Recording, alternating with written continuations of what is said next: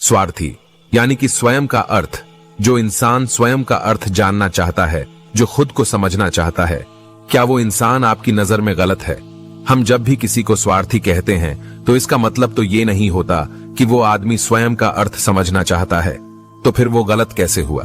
स्वार्थी शब्द दुनिया की नजर में, समाज की नजर में एक अलग ही नजरिए से समझा जाता है। अक्सर हम अपने आसपास ऐसे बहुत से लोगों को देखते हैं जो स्वभाव से बहुत अच्छे प्रतीत होते हैं, यानी कि सब लोगों की मदद करते हैं, सबसे अच्छा व्यवहार रखते हैं। लेकिन इसके साथ हमने ये भी देखा है कि ऐसे लोग जो स्वभाव के अच्छे होते हैं, जो दूसरों की मदद करते हैं, वो दुखी भी ज्यादा रहते हैं। और जो लोग स्वार्थी होते हैं वो फलते फूलते चले जाते हैं। तो ऐसे में परमात्मा की सत्ता पर उंगली उठाना निश्चित है। लेकिन अगर ये सत्य है तो हमें कौन सा मार्ग अपनाना चाहिए? क्या हम भी दूसरों के जैसे बन जाए? लेकिन इसके पीछे का सत्य क्या है? क्या हम इसके पीछे का सत्य नहीं जानेंगे, नहीं पहचानेंगे, तो कहीं ना कहीं हमारा अवचेतन मन भी बुराई की तरफ झुक जाएगा। इसीलिए अपने मन में ऐसे विचार पनपने से पहले इस बात की पूरी सच्चाई, पूरा निष्कर्ष निकाल ले, ताकि भविष्य में आपको अपने अच्छे होने पर पछतावा ना हो, दुख ना हो। दोस्तों, इस कहानी में आपको 5 ऐसे तरीके पता चलेंगे जिनके माध्यम से अगर आप कर्म करते हैं तो आप अच्छे कर्म भी कर पाएंगे और दुख भी नहीं होंगे। तो चलिए कहानी की शुरुआत करते हैं।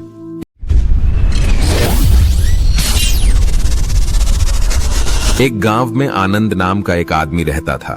उसका परिवार था, उसके 2 बच्चे थे, उसकी पत्नी थी। लेकिन उसके माता पिता इस दुनिया से चल बसे थे, इसलिए पूरे परिवार की जिम्मेदारी उसी के कंधों पर थी। बच्चे अपनी पढ़ाई करते थे और उसकी पत्नी अपने घर गृहस्थी के कामों के साथ गाय, भैंस, बकरी इत्यादि का दूध बेचकर अपना घर चलाती थी। और आनंद पहाड़ों पर पत्थर तोड़ने का काम करता था। बहुत ही मेहनत भरा काम था। पूरे दिन काम करता तो रात को थक कर घर पर वापस लौटता। लेकिन इतनी मेहनत करने के बाद भी अगर आनंद को गांव का कोई भी आदमी मदद के लिए बुलाता तो आनंद कभी भी मना नहीं करता था। उसके जीवन का एक ही सिद्धांत था, अगर मैं दूसरों की मदद करूंगा तो परमात्मा मेरा साथ देंगे, परमात्मा मेरे साथ कुछ बुरा नहीं होने देंगे। आनंद अपने इस सिद्धांत का पालन बहुत ही अच्छे से करता था। वो इस सिद्धांत पर इतना विश्वास करता था कि अगर कोई बाहर का आदमी उससे मदद मांग ले तो वो अपने घर का काम भी अधूरा छोड़कर उस आदमी की मदद करने के लिए पहुंच जाता था, जिसकी वजह से उसकी पत्नी बहुत परेशान रहती थी। वो अक्सर आनंद को समझाने की कोशिश करती थी कि सबसे पहले अपना काम करो, अपने परिवार को देखो, हमारे 2 बच्चे हैं और फिर भी तुम दूसरों की काम करने में लगे रहते हो। पहले अपने घर को तो संभालो, फिर दूसरों की मदद करना। और जब ऐसी ऐसी बातें आनंद के कानों में पड़ती तो उसके हृदय में कांटा चुभने लगता था और उन दोनों में लड़ाई झगड़ा शुरू हो जाता था। अक्सर उसके लड़ाई झगड़े का यही सबसे बड़ा कारण होता था। लेकिन ना तो आनंद अपने आप को बदल पाया और ना ही उसकी पत्नी ने उसको समझाना कभी बंद किया। इसी वजह से आए दिन उसके घर में लड़ाइयां होती रहती थी। और जहां तक उस गांव वालों की बात थी तो वो आनंद के स्वभाव को जानते थे और वो जानबूझकर जो काम आसान भी होता था, जो उनके समर्थ में भी होता था, उस काम के लिए भी वो आनंद को बुलाते थे ताकि उन्हें कम मेहनत करनी पड़े। कहने का अर्थ ये है कि गांव वाले आनंद की इस शिष्टाचार का फायदा उठाते थे, लाभ उठाते थे और सब पीछे से उसका मजाक भी उड़ाते थे, उसे बेवकूफ कहते थे। ऐसे ही एक दिन आनंद की पत्नी बहुत बीमार पड़ गई। आनंद से जो कुछ भी सेवा हो सकती थी उसने वो सब अपनी पत्नी के लिए किया। उसने गांव के डॉक्टर को बुलाकर अपनी पत्नी की जांच करवाई, लेकिन ये रोग उस डॉक्टर की पकड़ के बाहर था। इसलिए उस डॉक्टर ने कहा कि तुम अपनी पत्नी को नगर में जाकर किसी बड़े डॉक्टर को दिखाओ तो तुम्हारी पत्नी की जान बच सकती है। जल्द से जल्द नगर पहुंचने की व्यवस्था करो, नहीं तो तुम्हारी पत्नी की जान चली जाएगी। ये सुनकर आनंद के पैरों तले जमीन फिसल गई। उसने ये नहीं सोचा था कि उसकी पत्नी के प्राण संकट में हैं। वो सोच रहा था कि कोई साधारण सा रोग होगा जिसका इलाज हो जाएगा। लेकिन जब उसने डॉक्टर की ये बात सुनी तो वो घबरा गया। अब पत्नी को नगर तक कैसे लेकर जाए, क्योंकि उसके पास इतना धन नहीं था कि वो अपनी पत्नी के लिए एक घोड़ा गाड़ी करके उसमें अपनी पत्नी को नगर में ले जा सके। उसकी पत्नी की हालत बिल्कुल चलने की भी नहीं थी, इसीलिए उसे नगर पहुंचाने के लिए किसी घोड़ा गाड़ी की जरूरत थी। सहयोग से उसके पड़ोसी के पास एक घोड़ा गाड़ी थी। वो अक्सर व्यापार के लिए अपनी गाड़ी नगर में लेकर जाया करता था। इसलिए आनंद के मन में विचार आया कि मैं उसकी गाड़ी ले सकता हूं, मैं उसकी इतनी मदद करता हूं, कभी उसके काम को नहीं टालता तो वो मेरे काम को भी मना नहीं कर सकता। और यही सोचकर वो गाड़ी लेने के लिए अपने पड़ोसी के पास पहुंच जाता है। लेकिन उसके पड़ोसी बहुत ही चालाक इंसान थे। वो बिना किराए के अपनी गाड़ी अपने सगे संबंधियों को भी नहीं ले जाने देते थे। तो आनंद की तो दूर की बात है। जब आनंद ने उससे गाड़ी के बारे में पूछा तो उसने ये कहकर उसका ये काम टाल दिया कि उसकी गाड़ी खराब हो चुकी है। फिर उसने कहा कि अगर तुम कुछ धन की व्यवस्था कर सकते हो तो मैं अपने मित्र की एक गाड़ी तुम्हारे लिए मंगवा सकता हूं। यह सुनकर आनंद परेशान और चिंतित हो गया, क्योंकि उसके पास धन तो था ही नहीं। इसका मतलब उसकी पत्नी बड़े नगर में डॉक्टर के पास इलाज के लिए पहुंच ही नहीं पाएगी। उलझन भरे हुए विचार लिए हुए जब आनंद वापस जा रहा था तो उसने देखा कि उसके पड़ोसी की गाड़ी गांव का एक युवक चला रहा था। ये देखकर पहले तो आनंद को कुछ समझ में नहीं आया। उसके बाद जब आनंद ने उस युवक से पूछा तो उसने बताया कि ये गाड़ी तुम्हारे पड़ोसी ने उसे किराए पर दी है। ये सुनकर आनंद का दिल टूट गया।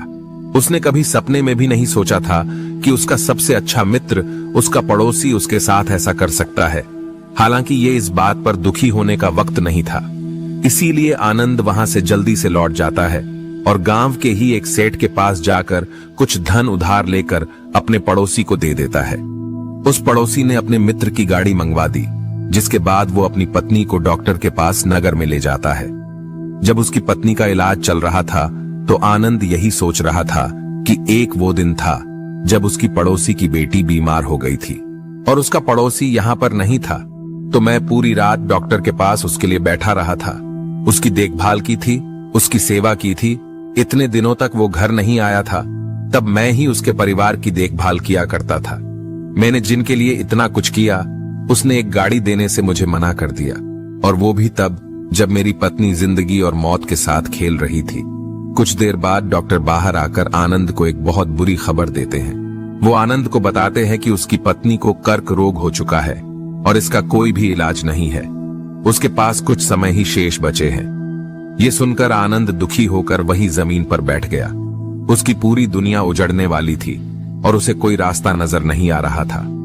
कुछ समय बाद उसकी पत्नी चल बसी और अब दोनों बच्चों की जिम्मेदारी उसके कंधों पर आ गई थी। लेकिन यहाँ पर आनंद के सारे सिद्धांत टूट चुके थे, उसके सारे भ्रम खत्म हो चुके थे। अब उसके दिमाग में एक ही बात थी कि अच्छा कर्म करने से परमात्मा साथ नहीं देते, बल्कि बुरे लोग फलते फूलते हैं, और इस बात का मैं सबसे बड़ा गवाह हूं। ये विचार अक्सर उसके दिमाग में चलते रहते थे और इसी वजह से उसका मन टूट चुका था। और एक दिन ऐसा भी आया जब वो अपने बच्चों को अपने रिश्तेदारों के पास छोड़कर, अपने बच्चों को त्याग कर एक सन्यासी बनने के लिए घर से निकल पड़ा। उसने गांव में किसी को कुछ नहीं बताया। किसी को नहीं पता था कि आनंद अचानक कहाँ गायब हो गया। सन्यास की दीक्षा लेने के लिए वो एक सन्यासी के पास पहुंचता है। सन्यासी उस समय ध्यान में बैठे हुए थे। ध्यान से बाहर आने के बाद वो बड़े ध्यान से आनंद के चेहरे को देखते हैं और उससे सन्यासी बनने का कारण पूछते हैं। इस पर आनंद उन्हें अपनी पूरी कहानी सुना देता है और कहता है कि हे सन्यासी, इस दुनिया से मुझे कुछ भी हासिल नहीं हुआ। मेरा मन इस दुनिया से विरक्त हो चुका है। जब अपने दोस्तों ने ही मेरा साथ नहीं दिया तो इस दुनिया में रहने का क्या फायदा, और इसी वजह से मैं सन्यासी बनना चाहता हूं। यह सुनने के बाद सन्यासी ने उपदेश देना शुरू किया। उन्होंने कहा कि याद रखना, जीवन से विरक्त होकर सन्यासी बनना तुम्हें परम सुख तक कभी नहीं पहुंचा सकता, परमानंद तक कभी नहीं पहुंचा सकता। तुम दुनिया से अपने मन पर एक बोझ लेकर विरक्त हुए हो। तुम दुनिया से परमात्मा की खोज करने के लिए विरक्त नहीं हुए हो। इस भ्रम में कभी मत रहना। तुम संसार से विरक्त हुए हो क्योंकि संसार ने तुम्हें धोखा दिया, ऐसा तुम्हें लगता है। इसीलिए तुम परमात्मा पर कभी विश्वास नहीं कर पाओगे और ना ही उन पर अपनी पूर्ण आस्था बना पाओगे। इसीलिए सन्यासी होने का भी तुम पूरा लाभ कभी नहीं उठा पाओगे। सन्यासी होने का लाभ तब मिलता है जब हमारी प्रभु पर, परमेश्वर पर, परमात्मा पर पूर्ण आस्था बन जाती है। मैं तुमसे पूछता हूं, क्या तुम्हारी आस्था परमात्मा में है? ये सुनकर आनंद कहता है कि है सन्यासी, मैं तो दुनिया देखकर आया हूं कि जो बुरे कर्म करता है वो फलता फूलता है, और जो अच्छा काम करता है उसे कुछ भी नहीं देता। परमात्मा उसे दुख ही दुख देते हैं। इसीलिए मैं परमात्मा पर अपनी पूर्ण आस्था कैसे बना सकता हूं? ये सुनकर उस सन्यासी ने कहा कि यही तो मैं तुम्हें समझाना चाहता हूं कि तुम पूरी ऊर्जा अपनी सन्यासी जीवन में लगाओ और उसके बाद भी तुम्हें फल प्राप्त न हो तो तुम्हें कैसा लगेगा। इसलिए किसी की भी मदद करने के लिए मैं 5 सिद्धांत तुम्हें बताता हूं। ये 5 सिद्धांत समझकर संसार में वापस लौट जाओ और संसार में एक ग्रस्त जीवन जियो। उसके बाद ही सन्यासी जीवन का उदय होता है, जब हम अपने ग्रस्त जीवन को पूर्ण रूप से समझ लेते हैं और अपनी जिम्मेदारियों का निर्वाह कर देते हैं।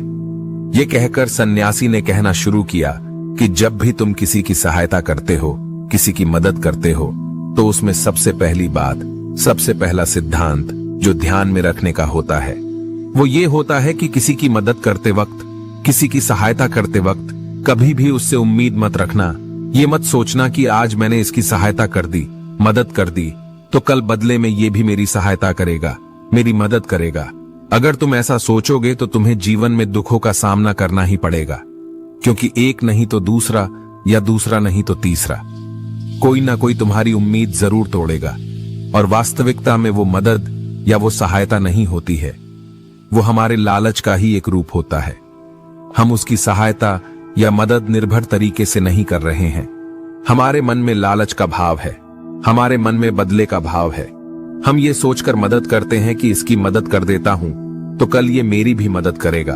और यही लालच हमें अक्सर उन लोगों की मदद करने पर विवश करता है जो किसी न किसी रूप में धनवान होते हैं, क्योंकि हमें लगता है कि कल ये आदमी धन के द्वारा मेरी मदद कर सकता है। और इसीलिए जिस इंसान को वास्तविकता में मदद की आवश्यकता है, हो सकता है वो गरीब हो, लेकिन हमारा मन अपने लालच के वशीभूत होकर उसकी मदद कभी नहीं करेगा।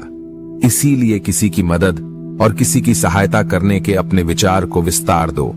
केवल एक प्रकार के वर्ग के लिए अपनी सहायता या अपनी मदद पेश मत करना, उन सब के लिए समान होनी चाहिए।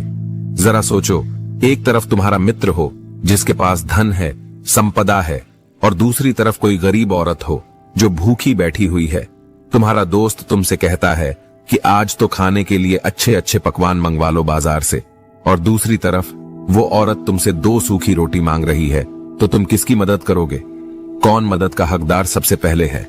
सबसे पहले हमारा कर्तव्य बनता है कि उस औरत की भूख मिटाए, लेकिन अक्सर इंसान ऐसा नहीं सोचता। वो अपने दोस्त को तो खिला देगा, उसको तो बाजार से बहुत महंगी वस्तु लाकर दे देगा, लेकिन किसी गरीब को उसकी भूख मिटाने के लिए पैसा या धन नहीं देगा। दूसरी बात जो ख्याल में रखने की है वो ये है कि सहायता करते वक्त हमारा लालच कभी भी उसके साथ नहीं जुड़ना चाहिए। अक्सर हम जब किसी की मदद करते हैं तो हमारा लालच और हमारा स्वार्थ उसके साथ जुड़ा होता है, और हम अपनी भविष्य की योजना तैयार करके उस आदमी की मदद करते हैं और ये सोचते हैं कि अगर मैं इसका ये काम करूंगा तो भविष्य में ये आदमी मेरा वो काम पूरा कर देगा। और वो सहायता, वो मदद बिल्कुल भी परमात्मा के द्वार को नहीं खटखटाती, क्योंकि वो लालच है। जाहिर है आप अपने आप को धोखा देने के लिए अपने लालच को एक सहायता, एक मदद का रूप दे रहे हैं। तीसरी बात जो ख्याल रखने की है वो ये है कि अपने सामर्थ्य के हिसाब से दूसरों की मदद करो। कभी भी एक ग्रस्त आदमी को किसी को इतनी सहायता नहीं करनी चाहिए जिससे कि उसका परिवार और उसके बच्चे कष्ट में जीवन बिताए। सबसे पहला फर्ज हमारा ये होता है कि अपने परिवार को सुखी रखना, उनकी जरूरतें पूरी करना और उसके बाद दूसरों की मदद करना। लेकिन कुछ लोग दूसरों की मदद पहले करते हैं और अपने परिवार की बाद में, जिससे कि परिवार में लड़ाई झगड़ा पनपते रहते हैं, और ये सब हम समाज में देखते रहते हैं, अपने आसपास। अगली बात जो ख्याल में रखने की होती है वह ये है कि अपना कर्म, अपनी जिम्मेदारियां पहले निभानी होती है। हम अपना कर्म, अपना काम छोड़कर पहले दूसरों की मदद करने के लिए चले जाते हैं, और जब दूसरा बदले में हमारी मदद नहीं करता तो हमारा दिल दुखी हो जाता है। हम सोचते हैं कि मैंने तो अपना काम छोड़कर उस आदमी की मदद की थी और वो आदमी मेरी मदद ही नहीं कर रहा है। इसलिए अपना कर्म सबसे ऊपर रखो, क्योंकि यही काम करने के लिए इस दुनिया में हमारा जन्म हुआ है। और सबसे आखिरी में जो बात समझने की है वो ये है कि परमात्मा की मर्जी से ही सब कुछ होता है। हमारा कर्तव्य है अपने कर्म को करते जाना। करनी धरनी तो ऊपर वाले के हाथ में है, इसीलिए जो कुछ भी होता है सब ऊपर वाले पर छोड़ दो। अगर तुम्हें कोई धोखा भी देता है तो ये समझ के चलो कि वो सब ऊपर वाले की करनी होती है। आप ये मानकर चलो कि मैं करता नहीं हूं, मैं तो एक माध्यम हूं करने वाला, तो वो है उसके सामने किसकी मर्जी चली। जब ये आस्था, ये विश्वास हमारे मन में पनपने लगता है तो हमारी सारी शिकायतें दूर हो जाती है, क्योंकि इस दुनिया में जो भी होता है अच्छे के लिए होता है। जो भी हो रहा है अच्छे के लिए हो रहा है, और जो भी होगा अच्छा ही होगा। चाहे हमारी बुद्धि आज वर्तमान में इस सिद्धांत को ना समझ पाए, लेकिन जीवन में कभी ना कभी किसी न किसी मोड़ पर आपको जरूर ये एहसास होगा कि जो हुआ था वो अच्छे के लिए ही हुआ था। इसलिए सारी शिकायतें दूर कर दो और बस अपना कर्म करते जाओ। अपने ग्रस्त जीवन को पूर्ण रूप से जियो, और उसके बाद ही सन्यासी जीवन का नींव होता है। इसके बाद सन्यासी ने आनंद को कहा कि वापस अपने गांव लौट जाओ, अपने बच्चों को वापस लेकर आओ, उन्हें पालो पोसो, दूसरी शादी कर लो, लेकिन बच्चों का पालन पोषण अच्छे तरीके से करो। ये सुनकर आनंद अपने बच्चों के साथ अपने गांव में वापस लौट आया। गांव में किसी को खबर नहीं थी कि आनंद कहां पर गया हुआ था और वो क्या ज्ञान लेकर वापस लौटा है। लेकिन अगले दिन सुबह सुबह गांव वालों ने आनंद के चेहरे पर एक अलग ही चमक देखी। उसके चेहरे पर एक अलग ही एहसास था। तो दोस्तों, मैं आशा करता हूं कि आपको इस वीडियो से काफी कुछ सीखने को मिला होगा। तो फिर मिलते हैं अगले वीडियो में।